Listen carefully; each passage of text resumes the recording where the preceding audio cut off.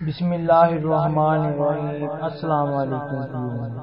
امید کرتا ہوں کہ آپ سب لوگ خیریت سے ہوں گے۔ دوستو، آج کا ہمارا ٹاپک ہے بلی کا رونا، کہ بلی کا رونا ہمارے لیے اچھا ہے یا برا ہے۔ دوستو، ویڈیو کو شروع کرنے سے پہلے میری ایک چھوٹی سی گزارش ہے کہ ویڈیو کو لائک کر دیں، چینل کو سبسکرائب کر لیں تاکہ میری حوصلہ افزائی ہو سکے اور تاکہ میں مزید اس طرح کی ویڈیو کو محنت کے ساتھ آپ کے لیے لا سکوں۔ اور جو لوگ میری ویڈیو کے اوپر پہلی بار آئے ہیں وہ میرے چینل گلابی عملیات کو سبسکرائب کریں۔ تو دوستو، شروع کرتے ہیں آج کی اس ویڈیو کو۔ حضرت آدم علیہ السلام کے پیدا ہونے سے پہلے ہزاروں سال پہلے اس زمین کے اوپر جنات اور دیگر دوسری مخلوقات رہتی تھی۔ جنات اس مخلوق کے اندر سے کسی سے پیار کرتے تھے اور کسی سے نفرت کرتے تھے۔ جیسے کہ جنات کا راجہ عزازیل کی ایک بیوی ہوتی تھی، اس کو بلیاں بہت پسند تھی، اس کے پاس ارد گرد بلیاں جمع رہتی تھیں۔ اگر زمین کے اوپر بلی کو کوئی نقصان پہنچتا یا دیگر مخلوقات کو جس سے یہ پیار کرتے نقصان پہنچتا تو جنات اس کا بدلہ لیتی تھی۔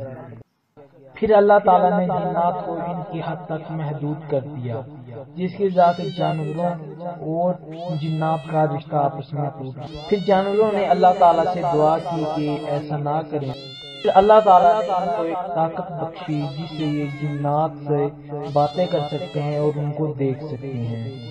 دوستو، جنات ہم سے 7 دن آگے ہوتے ہیں۔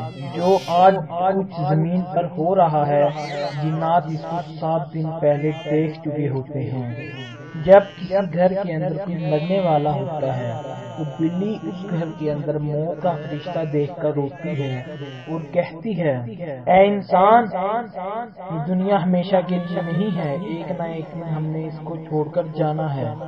حضرت شاہ سمد تبریز سے پوچھا گیا کہ جب بلی گھر میں روئے تو کیا کرنا چاہیے، تو آپ نے فرمایا کہ صدقہ کرنا چاہیے اور قرآن پاک کے چاروں کل ان کا ورد کرنا چاہیے، جس کی وجہ سے ہم ہر نقصان سے محفوظ رہ سکتے ہیں۔ اور اگر سفر کرتے ہوئے بلی سیدھے ہاتھ سے الٹے ہاتھ کی طرف جائے اور پیچھے مڑ کر آپ کی طرف دیکھے تو سمجھ جانا کہ یہ آپ کے لیے ایک پیغام ہے، تو آپ فوراً صدقہ دیں اور چاروں کل کی ورد کریں۔ اور اگر بلی آپ کی طرف پیچھے مڑ کر نہ دیکھے تو سمجھ لینا کہ اس نے انجانے میں ہی آپ کا رستہ کاٹ دیا ہے۔ تو امید کرتا ہوں دوستو آج کی ویڈیو آپ کو پسند آئی ہوگی۔ تو ہماری ویڈیو یہیں تک تھی، پھر ملیں گے ایک نئی ویڈیو کے ساتھ۔ اللہ حافظ۔